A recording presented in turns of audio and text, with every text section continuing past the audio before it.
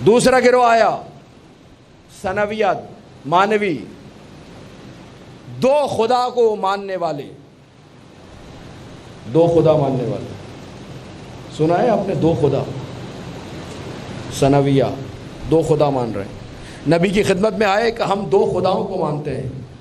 نبی نے کہا وہ کیسے؟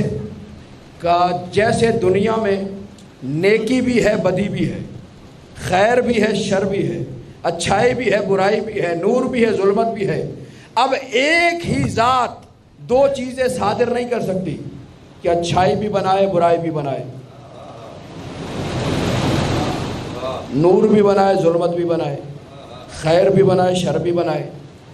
اس لیے ماننا پڑے گا نور بنانے والا خدا اور ہے، ظلمتیں بنانے والا خدا اور ہے.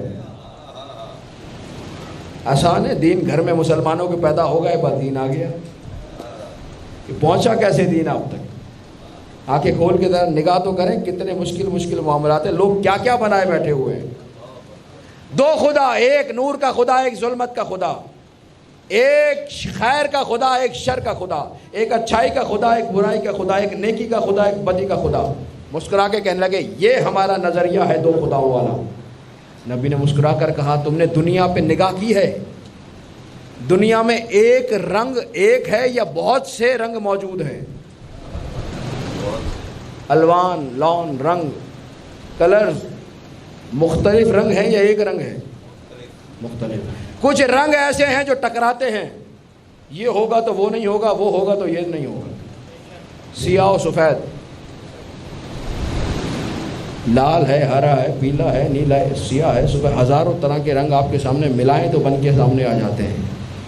رنگ ہے دنیا میں مختلف.